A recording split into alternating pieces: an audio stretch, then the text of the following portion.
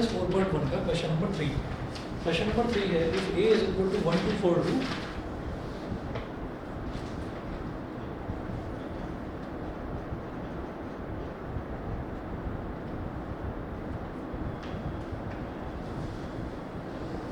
if a is equal to 1 2 4 2 then show that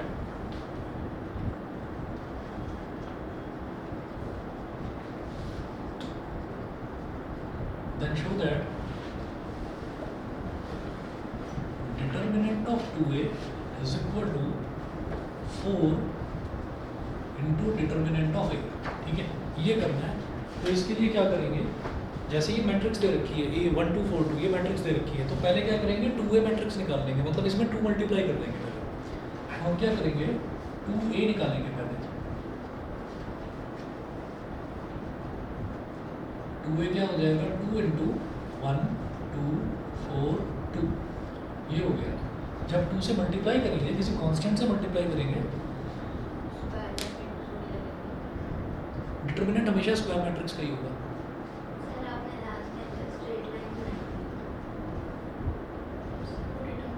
अरे अभी मैंने डिटरमिनेंट निकाला क्या है, अभी पहले मैं 2a निकाल रहा हूँ।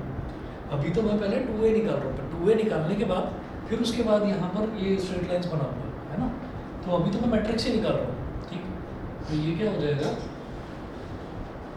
2 1 ज़ा 2 2 2 ज़ा 4 2 4 ज़ा 8 2 2 ज़ा 4। तो अभी जो ये मैट्रिक्स मेरे पास आई है ये आई है 2a। अभी तो ये मैट्रिक्स है। अब जब इसका डिटरमिनेंट निकालेंगे तो हम 2a के बाहर ऐसे स्ट्रेट लाइंस बना देंगे, मतलब मॉडुलस, ठीक, ऐसे लगाएंगे। तो अब डिटरमिनेंट ऑफ 2a है, तो डिटरमिनेंट ऑफ 2a में क्या होगा, ये हो जाएगा 2 4 8 4। तो 2 into 4 this into this minus this into दिस। तो 2 4 ज़ा 8 माइनस 8 4 ज़ा 32। 8 माइनस 32 इज माइनस का 24, माइनस का 24। ये हो गया। उसके बाद देखिएगा, उसके बाद मैं करूँगा, अब है ये तो LHS हो गया, यहाँ लिख दीजिए LHS। फिर RHS क्या है 4 into determinant of a। RHS 4 into determinant of a। तो 4 multiplied by determinant of a क्या है 1 2 4 2 1 2 4 2।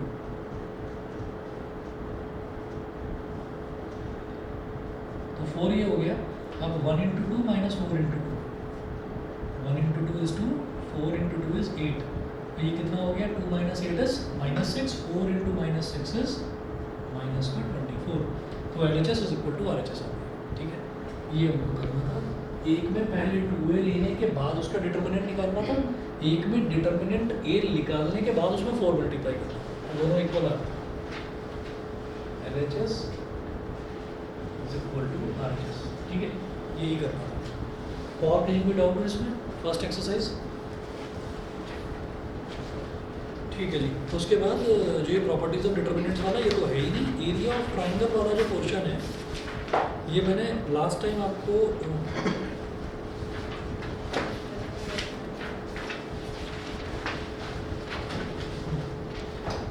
मैंने शायद एक एग्जांपल करवाया था, नहीं करवाया था कुछ भी, सिर्फ डिराइव करवाया था फॉर्मूला 4.1 का 7। ठीक है, 4.1 का 7 देख लीजिए। Find the values of x if 7th के दो पार्ट्स हैं, फर्स्ट या सेकंड, या कोई भी एक बता दो, एक बता देता हूँ।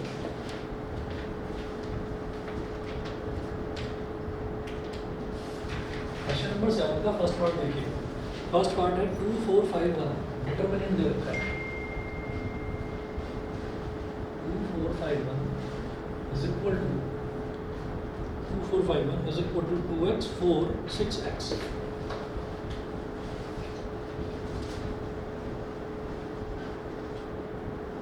ये है, सिंप्लीफाई करेंगे तो दिस इंटू दिस, तो 2 into 1 is 2 minus 5 into 4 is 20। तो 2 minus 20 is equal to 2x into x is 2x square और 6 इंटू 4 इज 24। तो ये इसके बराबर आ गया, तो सिंप्लीफाई कर दो ऐसे ही। 2 minus 20 is minus 18 is equal to 2x square minus 24। 2x square को इधर ले आओ, minus 2x square is equal to minus 24 plus का 18। तो minus 2x² is equal to minus 24 plus 18 कितना हो गया -6, माइनस से माइनस कर दिया 2 3 सा 6, x² इज इक्वल टू 3 आ गया, तो x is equal two plus minus √3, तो यहाँ से x की वैल्यू ये आ गई। बस ये करना, लेफ्ट वाला भी जो डिटर्मिनेंट है वो भी सॉल्व कर लेना, राइट वाला डिटर्मिनेंट भी सॉल्व कर लेना, जो वैल्यू है वो निकाल देना बस। इसके बाद देखिएगा कि जो हमारा ये एरिया ऑफ ट्राइंगल वाला पोर्शन है, इसमें ना एक एग्जांपल देखिए, find the area of the triangle whose vertices are, example number 17 है मेरी बुक में।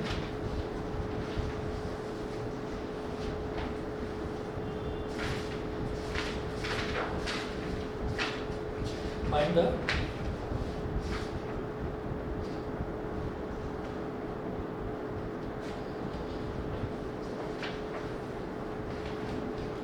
area of the triangle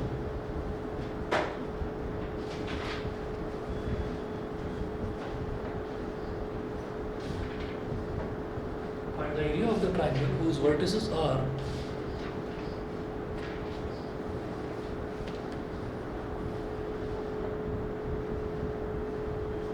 3 8 minus 4 2 3 8 minus 4 comma 2 and 5 comma 1 and 5 comma 1। तो ये हमारे लिए क्या हो गया, x1 y1 x2 y2 x3 y3, area of the triangle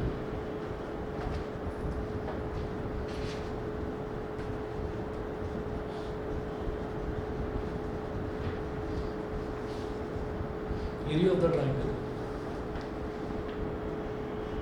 is equal to 1/2 x1 x2 x3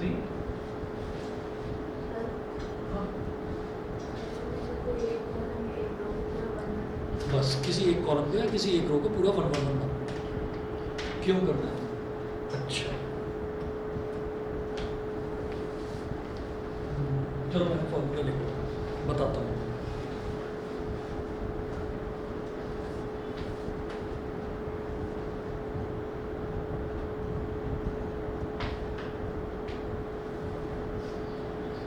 देखिए जी ये हम कर क्या रहे हैं कि जब भी कभी हमारे पास कोई भी ऐसा क्वेश्चन आ जाता है कि हमको एरिया निकालना है ट्राइंगल का, तो देखिए ट्राइंगल का एरिया निकालने के लिए मेरे को ना 3 कोऑर्डिनेट्स की ज़रूरत पड़ती है, कोई भी 3 कोऑर्डिनेट्स की ज़रूरत पड़ती है।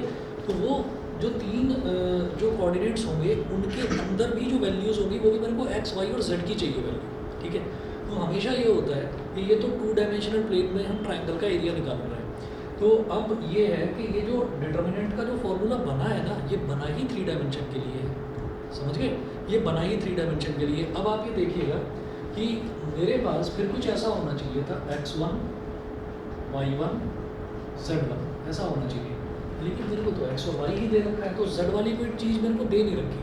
तो हम ये कहेंगे कि z वाली जो है, z वाला जो कोऑर्डिनेट है वो तीनों में बराबर मानो। जैसे ये 1 है, 1 1 1 माना चलेगा, आपको 2 मानना है तो 2 2 2 वो मानो, वो भी चलेगा। 3 मानना है 3 3 3 वो मानो, वो भी चलेगा। पर 1 1 1 इसलिए माना जाता है कि 1 मानने से होता क्या है कि 1 का किसी भी टर्म में अगर मल्टीप्लिकेशन करते हैं ना, तो उससे उसके रिजल्ट पर कोई फ़र्क नहीं पड़ता। तो इस वजह से तीसरा कोऑर्डिनेट हम 1 1 1 मान लेते हैं, क्योंकि वो उसके ओवरऑल रिजल्ट को डिस्टर्ब नहीं करता। ये होता है। और ये चीज़ जो है ना प्रॉपर्टीज़ ऑफ डिटर्मिनेंट्स में थी, जो अब सिलेबस में से हट चुका है। उसमें हम क्या करते थे कि किसी भी रो में, मतलब अगर जैसे मैट्रिक्स में कुछ हम मल्टीप्लाई कर रहे हैं, तो मैट्रिक्स में मल्टीप्लाई करते थे अगर एक नंबर, तो वो क्या होता है, वो सारे एलिमेंट्स के साथ मल्टीप्लाई हो जाता है। अब ये जो 1/2 है, अगर इसको मैं अंदर डिटर्मिनेंट के अंदर मल्टीप्लाई करने की कोशिश करूँ, तो ये किसी ना किसी एक के अंदर मल्टीप्लाई होगा, किसी एक रो में या किसी एक कॉलम में होगा, ठीक है। तो इसलिए उसकी बस इतनी सिग्निफिकेंस है कि हम तीसरा कोऑर्डिनेट ले रहे हैं z वाला, और उस z वाले कोऑर्डिनेट को ऐसा लेना है कि वो किसी में मल्टीप्लाई हो जाए तो उसका कुछ बिगाड़ ना पाए। तो इसलिए 1 1 1 ले लिया। ये 3 8 1 -4 2 1 5 1 1 ऐसे ले लिया उसको। ये करो, समझ गए। 0 क्यों नहीं लिया? 0 भी ले सकते थे। 0 क्यों नहीं लिया? क्योंकि वो मल्टीप्लाई होकर सबको 0 बना देगा, ये प्रॉब्लम है। इस वजह से हमने 0 नहीं लिया, 1 1 1 ले लिया। डिटर्मिनेंट की ये प्रॉपर्टी होती है कि उसमें अगर कोई भी रो या कोई भी कॉलम को आप 1 1 1 कर देंगे तो उसके ओवरऑल रिजल्ट पर फर्क नहीं पड़ेगा, ठीक है। तो इसलिए इसको हमने 1 1 1 ठीक है, ठीक है, चलेंगे। अब देखिएगा यहाँ पर जैसे ये हमारे पास एरिया है, ये हो गया 1/2 और x1 y1 क्या है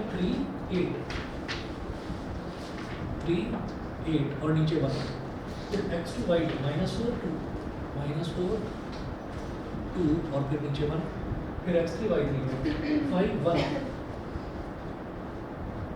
और 1। अब उसके बाद जब इसको सिंप्लीफाई करना है, सिंप्लीफाई करने के लिए याद रखिए इसका साइन क्या होता है प्लस, इसका साइन माइनस और इसका sign plus, plus minus plus. अब इसको एक्सपैंड करेंगे किस तरह से,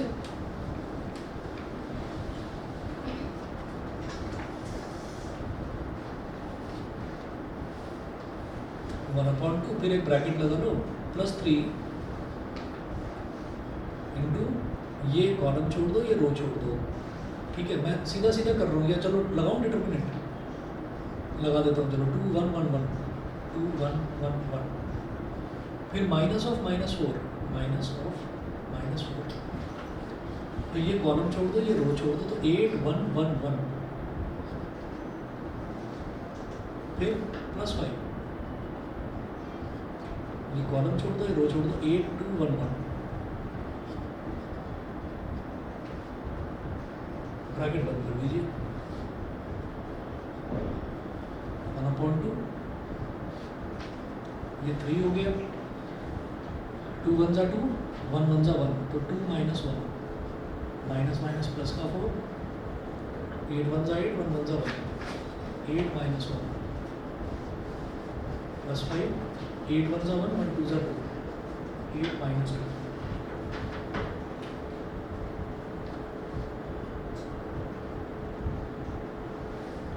(3 × 1 + 4 × 7 + 5 × 6,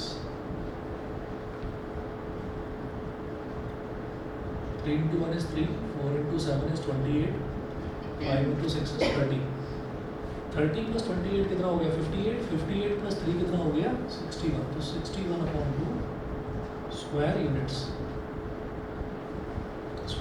एरिया है, तो स्क्वायर मीटर स्क्वायर सेंटीमीटर वही आएगा, तो मुझे यूनिट नहीं पता तो हमने यहाँ लिख दिया square units.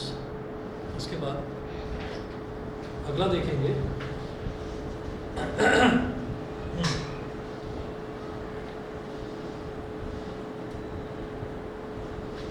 Find the equation of the line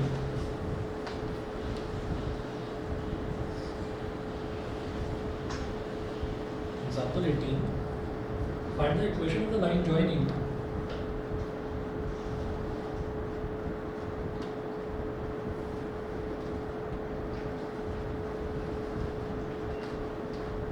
सभी की बुक में यही दे रखा है, एग्जाम्पल नंबर 18 7 है, क्या बोल रहे हो कौन सा लिया, आप लेंगे तो गड़बड़ हो जाएगा, 2 फिर मल्टीप्लाई होकर उसको डबल बना देगा, तो इसको 2 से डिवाइड कर दोगे तो कितना आ जाएगा 63, तो अगर 3 ले लोगे तो फिर फाइनली उसको 3 से डिवाइड भी करोगे, इसलिए मन है, मतलब कुछ तूफानी करने का मन कर रहा था क्या, नहीं गलत नहीं है, अगर आपने 2 से यहाँ मल्टीप्लाई करा तो बाहर एक और 2 से डिवाइड करना पड़ेगा, सिर्फ 61 नहीं आएगा, 1/2 तो फॉर्मूले नहीं है, तो एक 1/2 इधर आएगा, 61/2। Find the equation of the line joining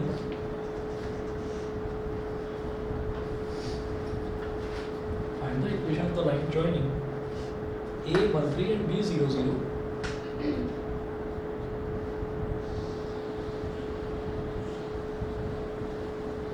and B00 using determinants and find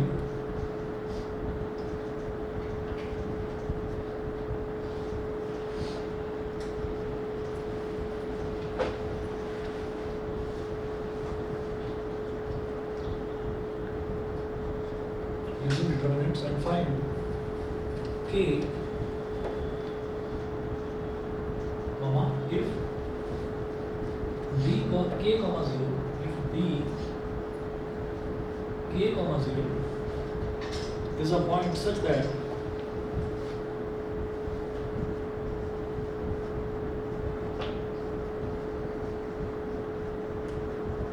is a point such that area of triangle ABD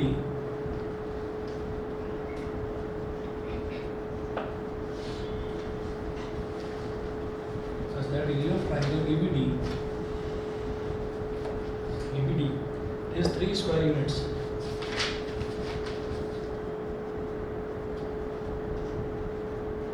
Area of triangle ABD is 3 square units.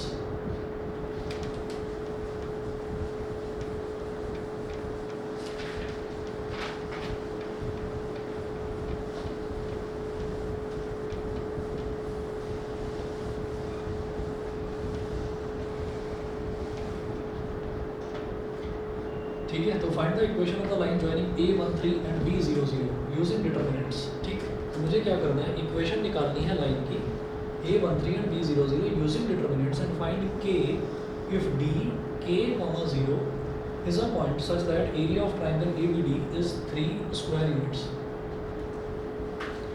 ठीक है, तो हम ये कहेंगे find the equation of the line joining A13 and B00. तो हमको दो चीज़ दे रखी है. अब इक्वेशन ऑफ द लाइन पूछ रहे हैं कि लाइन की इक्वेशन बताइए. लाइन की इक्वेशन कैसे निकलेगी. अब वो बोल भी रहे हैं कि find the equation of the line using determinants. तो डिटरमिनेंट्स को यूज़ करके इक्वेशन निकालनी है लाइन की. एक काम करते हैं, हम एरिया ऑफ ट्राइंगल निकाल रहे हैं. हम एरिया ऑफ ट्राइंगल निकाल रहे हैं. एरिया ऑफ ट्राइंगल अगर मान लीजिए जो 3 पॉइंट्स हैं, अगर 3 पॉइंट्स हैं जैसे ये 1 2 और 3, अगर वो 3 पॉइंट्स ऐसे दे रखे हैं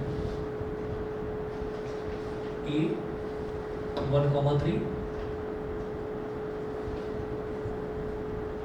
B 0,0 और C x, y. मुझे तीसरा पॉइंट तो पता नहीं, तीसरा पॉइंट मुझे नहीं पता. मैं इक्वेशन निकालना चाहता हूँ लाइन की. तो 3 पॉइंट्स मेरे को दे रखे हैं. इसकी हेल्प से अगर ये तीनों पॉइंट्स मैं डिटरमिनेंट के अंदर डाल दूँ, डिटरमिनेंट के अंदर ये तीनों पॉइंट डाल दूँ, x1 y1 क्या हो जाएगा 1,3, x2 y2 0,0 और x3 y3 हो जाएगा x, y. ये हो जाएगा. डिटरमिनेंट के अंदर डाल दूँ तो एरिया ऑफ ट्राइंगल कितना आएगा 0, क्योंकि ये तीनों के तीनों पॉइंट्स कोलिनियर हैं. और मुझे इक्वेशन ही बतानी है लाइन की. तो लाइन बनाने के लिए हम क्या करेंगे, हम एरिया ऑफ ट्राइंगल निकालेंगे और उसको 0 के बराबर रख देंगे. ठीक है ना, नहीं समझे. आप ये देखिए कि कभी भी हमारे पास अगर ये आ जाए कि आपको डिटरमिनेंट यूज़ करना है, डिटरमिनेंट यूज़ करके किसी एक लाइन की इक्वेशन बतानी है. ठीक है, किसी एक लाइन की इक्वेशन बतानी है तो आप क्या करेंगे, आप तीनों पॉइंट्स को कोलिनियर मानोगे क्योंकि आपको लाइन बनानी है. तो लाइन कैसे बनेगी, जब तीनों पॉइंट्स कोलिनियर हो. भाई दुनिया के कोई भी 2 पॉइंट्स तो कोलिनियर होते ही होते हैं. 2 पॉइंट्स अगर सिर्फ A और B दे रखा है, B इधर दे रखा है, इधर दे रखा है, इधर कहीं भी दे रखा है, तो A से B को ज्वाइन करूँगा तो स्ट्रेट लाइन ही बनेगी. लेकिन अगर C भी उसी लाइन में दे रखा है तो भाई फिर तो स्ट्रेट लाइन पक्का बननी है उन तीनों पॉइंट से. लेकिन अगर वो C कहीं और दे रखा है तो बनेगा ट्राइंगल. समझ गया, तो ट्राइंगल बनेगा. अब देखिएगा, हम यहाँ तक समझ गए. ठीक है, तो हम ये कहेंगे कि टू फाइंड. सर, हाँ सर ऐसा कर सकते कि हमने K की वैल्यू निकाल ली. K की कैसे निकालोगे, K की से डिटरमिनेंट से दे रखी है 3 स्क्वायर. उन्होंने क्या बोला, यूजिंग ABD की. पहले तो इक्वेशन निकाल ली लाइन की. उसके बाद वो बोल रहे हैं find K if D K, 0 is a point such that area of the triangle ABD is 3 square unit. तो बिल्कुल अलग तरीके से निकालना है कि A है, B है और D वो. ठीक, और स्ट्रेट लाइन की इक्वेशन बनाने के लिए तो सीधी लाइन में ही मेरे को तीसरा पॉइंट चाहिए. ठीक है, जो D है वो D में स्ट्रेट लाइन में नहीं ले सकता क्योंकि उसका तो एरिया 3 स्क्वायर यूनिट्स दे रखा है. ठीक है, तो हम ये कहेंगे to find equation of a line using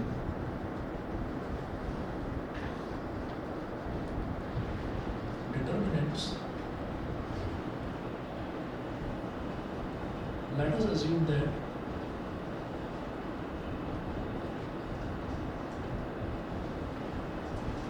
A 1,3, B 0,0 and C x, y be collinear points. B collinear points हमने मान लिया कि ये collinear points हैं. तो ऐसे में क्या करा जाएगा, area of triangle ABC collinear points हैं तो भाई एरिया, तो ट्राइंगल बन ही नहीं रहा है, जब ट्राइंगल बन ही नहीं रहा है तो उसका एरिया कितना होगा, 0 होगा, ठीक है।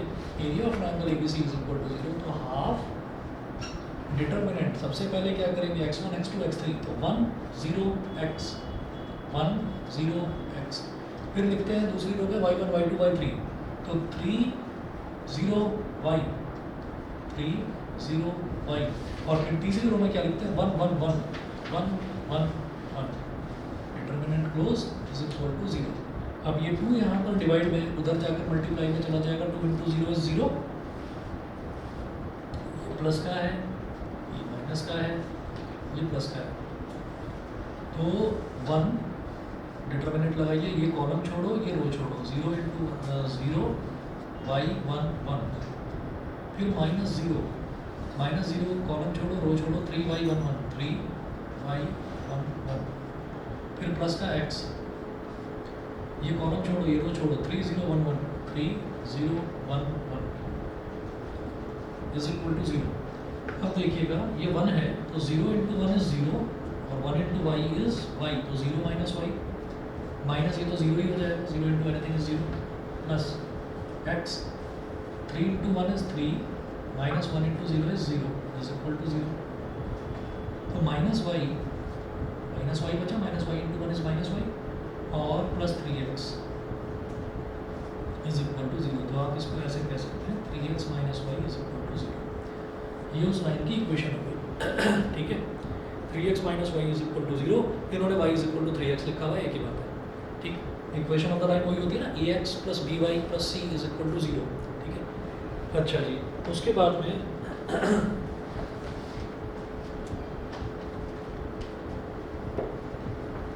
जो D आपको दे रखा है, D पॉइंट का ही अलग दे रखा है,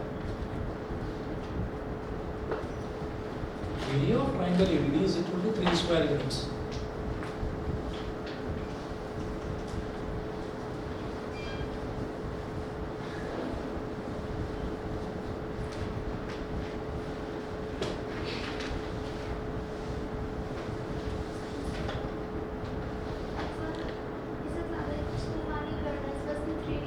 क्या? अच्छा, अब कहाँ पर 3 ले लिया, ये 1 1 1 की जगह 3 3 3 ले लिया, ठीक है। तो फाइनली फिर 3 से डिवाइड भी करना है, हाँ, तो 3 से जब डिवाइड करोगे तो 9x माइनस 3y बन गया, सही है। ये काम बढ़ा रहे हो, एरिया ऑफ ट्राइंगल ABD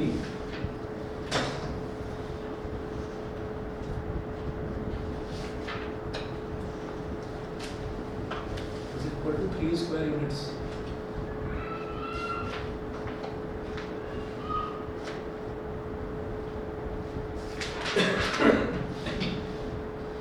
तो 1 0 और अगला जो है वो D दे रखा है मेरे को, तो D कितना है K, तो 1 0 K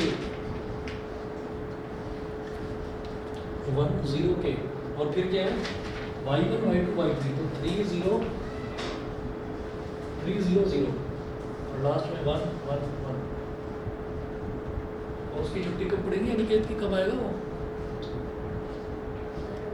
बड़े शेर वेर के टैटू बनवा रखे हैं आजकल। Is equal to 3 square units. अब ये जो 2 है ये 2 उधर मल्टीप्लाई हो जाएगा, तो 2 3 जा 6 प्लस माइनस प्लस, ये 2 3 जा 6 हो गया। अब ये 1 है, ये कॉलम छोड़ो ये रो छोड़ो, 0 0 1 1 0 0 1, फिर माइनस 0, इसको तो कुछ करने की जरूरत नहीं है ना, 0 के साथ जो मल्टीप्लाई का 0 हो जाएगा। अगला की कॉलम छोड़ो रो छोड़ो, 3 0 1 1 3 0 1 1, और ये इसको 2 को मैं उधर ले ही गया था, 2 3 जा 6, तो 1 0 इंटू 1 है 0, 1 इंटू 0 है 0, खत्म हुआ, ये भी 0 हुआ। कि 3 इंटू 1 is 3 और is equal to 6। अच्छा, ये 0 हो गया, ये भी 0 हो गया, तो 3k is equal to 6 आ रहा है। यहाँ कुछ और दे रखा है आंसर, देखिएगा इन्होंने प्लस माइनस 3 दे रखा है। प्लस माइनस 3 इस वजह से दे रखा है कि जब हम डिटर्मिनेंट को सॉल्व करते हैं ना, तो डिटर्मिनेंट का जो आंसर आता है वो कभी कभी नेगेटिव में भी आ जाता है, वो कभी कभी नेगेटिव में भी आ जाता है, तो हम एरिया उस केस में नेगेटिव ले लेते हैं। तो नेगेटिव एरिया किस वजह से लिया जाता है, ताकि डिटर्मिनेंट का रिजल्ट, देखिए अगर इस डिटर्मिनेंट का रिजल्ट नेगेटिव आ जाता है, ठीक, तो मैं इसको -3 मानता हूँ और फिर उस नेगेटिव से नेगेटिव कट जाता है, उस माइनस से माइनस साइन कट जाता है। तो जब भी कभी हमारे पास अननोन वैल्यू दे रखी होती है, डिटर्मिनेंट के अंदर अननोन वैल्यू दे रखी होती है, तो एरिया को आप प्लस माइनस लेंगे, ठीक है, क्योंकि डिटर्मिनेंट का जो सॉल्यूशन है वो नेगेटिव भी आ सकता है, उसमें कोई दिक्कत नहीं है, नेगेटिव भी आ सकता है, लेकिन area can not be negative. तो नेगेटिव से नेगेटिव कट जाए, इस वजह से एरिया को कभी कभी नेगेटिव भी ले लिया जाता है। इसका मतलब ये नहीं हुआ कि एरिया नेगेटिव है, फाइनल रिजल्ट एरिया का पॉजिटिव नहीं आएगा, समझ गए, ये मॉडुलस वाला ही काम है। तो इसलिए यहाँ पर ±3 लेकर चलिएगा जब भी अननोन वैल्यू निकालनी हो, ये +-6, ये +-6, ये +-6, तो k की वैल्यू आ गई +-2, ये ठीक है। 5 क्वेश्चन इसमें दे रखे हैं, ट्राई कर लेना, आराम से हो जाएगा, ठीक है। हाँ डिफरेंस है,